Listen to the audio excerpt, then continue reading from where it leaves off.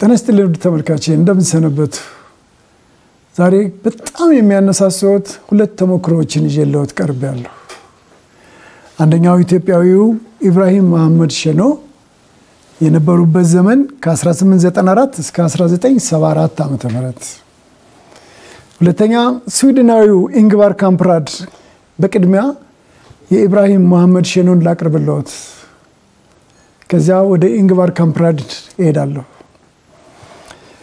ኢብራሂም መሐመድ በ20ኛ ዓመታቸው ነበር ወደ አዲስ አበባ የመጡት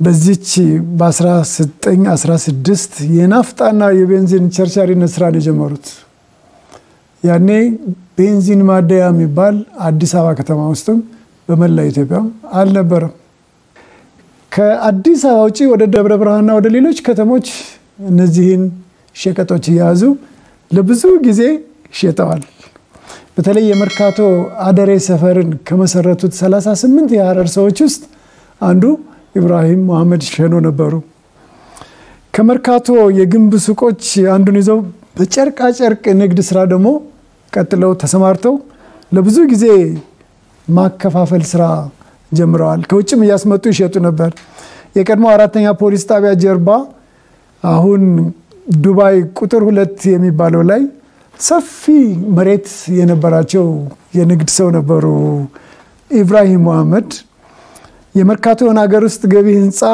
አስገንብተዋል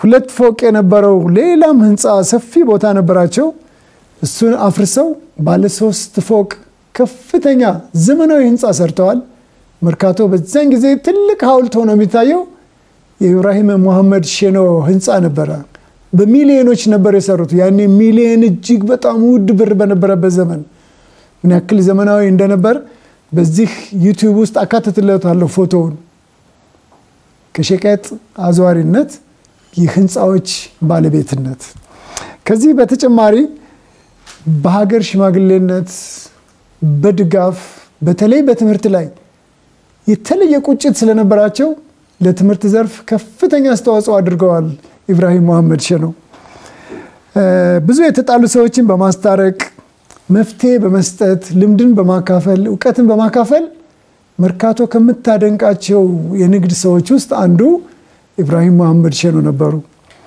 ኢብራሂም መሐመድ ሸኖ በትጋት በጽናት በትዕግስት ጠንክሮ በመስራት ሙያና ዕውቀትን ለሌሎች በማካፈል መርህ ድርጅቶቻቸውን መርተዋል ውድ ተመልካቺ ምንም ይሰራ ምን ትልቅ ማሰብ ዘይቷን ሲቸረችሩ ጨርቃ ጨርቋን ያስመጡ ሲሸጡ ትልቆችን ህንጻዎች ለመስራት ሲወስኑ ከነዚህ ሌላ ወደ 6 የሚደርሱ ቪላዎችም ሰርተዋል ያ ህንጻ ተወርሷል እንደዛ ደክመው በ1966 የጨረሱት ህንጻ ተወርሷል እሳቸውም ህይወታቸው ያለፈው በ1974 ነው ልማት ያልሰረጸበት ህብረተሰብና ፖለቲካ ለማፍረስ በጣም ይቀለዋል ያለማ ስርዓት ያለማ አእምሮ ማቃጠል በጣም ይቀለዋል ማፍረስ በጣም ይቀለዋል ስለዚህ ኢንተርፕረነሮች ከህንጻው ጎን ለጎን የአካባቢውን ህብረተሰብ አእምሮ የማልማት ባለሙያ የማድረግ እነሱም ሀብትን እንዲመኙ እነሱም ሀብታም መሆንን እንዲያልሙ ጎን ለጎን የህብረተሰቡን አስተሳሰብ ያለማን መስራት እንዳለብን ዛሬ ያለው ተጨባጭ የኢትዮጵያ ሁኔታ ይነግረናል ሌሎች ያመለጡት በመልማት ነው አንዲት ክብሪት የሚጭሩበት ንብረት የለም ህብረተሰቡ ነው የሚጠቀምበት አገር ነው የለማበት በጣም ያውቃሉ ጥቅሙን የኛዎቹ ደግሞ ያውቁም የለማ ህብረተሰብ ሀገሩን ያለማል ሀገሩን ያሳድጋል ያለማ ህብረተሰብ ሀገሩን ያጠፋል ይሄ በሁሉም ዘርፍ ያለው ነው በትምህርቱ በፖለቲካው በንግዱ ዘርፍ የለማ አእምሮ የያዘው ቢዝነስ ህብረተሰቡ ጋር አብሮ ያድጋል አብሮ ይበለጽጋል ስለዚህ ወደሚቀጥለው ልውሰደው ደግሞ አሁን ኢንግvar ካምፕራድ ስዊድናዊ የኢንግvar ካምፕራድን መጽሐፍ ስዊድን ሄጄሳል ስቶክሆልም ነው የገዛሁት እቺ መጽሐፍ ይደንቃል ታሪካቸው ከ10 ከፍተኛ ባለጸጎች አንዱ ኢንግቫር ካምፕራድ ናቸው። ዛሬ 200,000 ሰራተኞችን የሚያስተዳድር ኩባንያ አላቸው። የሳቸው የተጣራ ሀብት 57 ቢሊዮን ፓውንድ ደርሷል። እንዴት ነበር ስራ የጀመሩት? በ7 ዓመታቸው በነበሩባት አካባቢ እየተዟዟሩ ክብሪት ይሸጡ ነበር።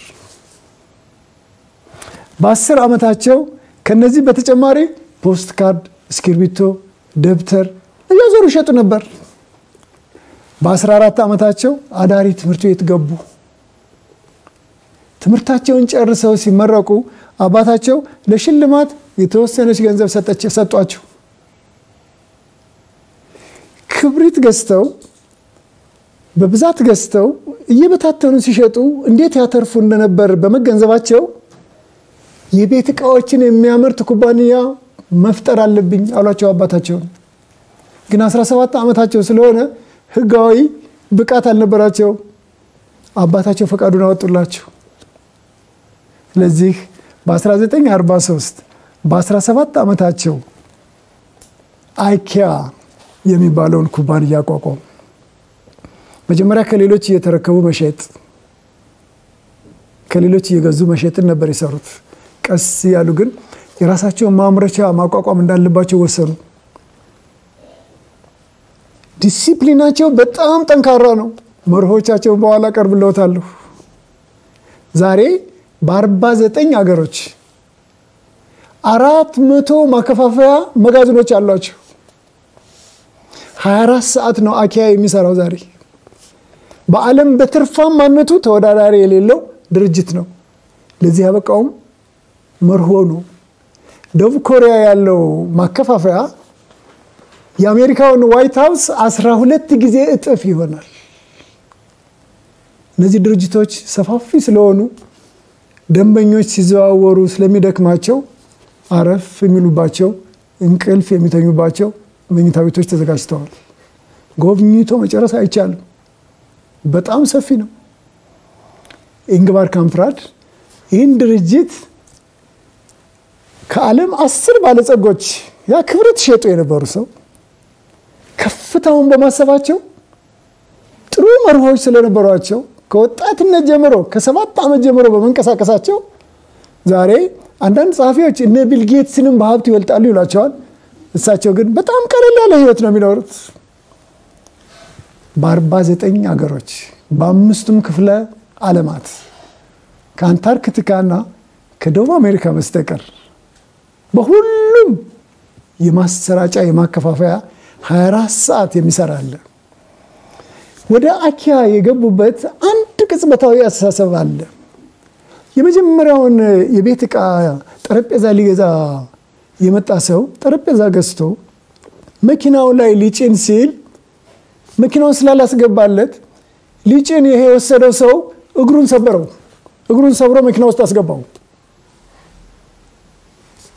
ፍላት ነው መሆን ያለበት። ከዚህ በኋላ ራሱ ወስዶ ቤቱ እንዲገጣጥመው የታሸገ ፓክድ የሆነ የቤት ዕቃ ነው መሸጥ ያለብኝ። ሲምፕል መሆን አለበት። ያልተማረ ሰው ነው ነገሮችን የሚያወሳስብ። እኛ በጣም ፕሮፌሽናል አዋቂዎች ሆነን ስለምንሰራ እያንዳንዱን ዋጋውን አቅለለንለት ወስዶ ቤቱ ግጥምጥም አድርጎ የሚያጌጥበት ነው ነገር መስራት ያለብን።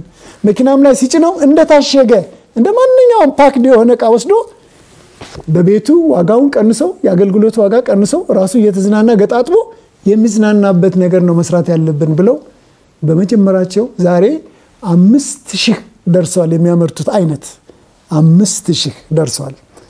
መለያዎች አሏቸው ኢንግቫር ካምፕራድ። አንደኛ በርካሽነት ይኮራሉ።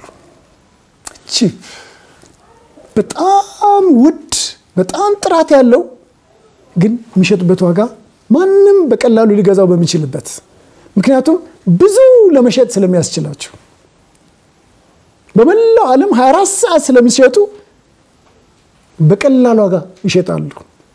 የዓለም ጋዜጠኞች the cheapest billionaire ይሏቸዋል። ርካሹ ቢሊዮነር ይሏቸዋል። የግል ህይወታቸውም ከዚህ ጋር በመያያዙ። ሁለተኛ ከፍተኛ ጥራት ዝቅተኛ ዋጋ። ሶስተኛ የጊዜ ትልቅና ሀብት መሆን ያንዳንዱ የአኪያ ሰራተኛና ደንበኛ ጊዜ ለአኪያ ምን እንደሆነ ጠንቅቆ ያውቃል አዳዲስ ምርቶችና አሰራሮችን በመፍጠር ሁሉ ጊዜ መሻሻል 5000 ደርሰዋል ስንት ቴክኖሎጂ ተጠቅመዋል በማዘመን በጣም የታወቁ ናቸው ትልልቅ ውሳኔዎችን በድፍረት ይወስናሉ አዳዲስ ዲዛይኖችን ያወጣሉ ዛሬ በህይወት የሉም ልጃቸውና አጋሮቻቸው ኩባንያውን ይዘው ቀጥለዋል አልተወረሰም አልተደናቀፈም ዛሬም 200,000 ሰራተኞችን እንጀራ የሚያበላ በአለም ትልቅ ባለጸጋ ኩባንያው ነው ቀጥሏል ኢትዮጵያውያን ወገኖቼ በአሜሪካም ያላችሁ በየትኛውም ያላችሁ ለምንድነው ባያለንበት ባለጸጋ ማንሆን ለምን ትልቁን አናስብምኛስ መርሆችን የቀረጽን ለትልልቅ ስኬታማነት ከነዚህ ልምዶች እየተማር እኛም የነገ ትልልቅ ባለጸጋዎች ለመሆን እንዘጋጅ እኛም እንችላለን እኛም መብታችን ነው አብሮኝ ስለቆዩ አመሰግናለሁ ሰብስክራይብ ያደረጉ ይከታተሉ ደህና ይሰንብቱ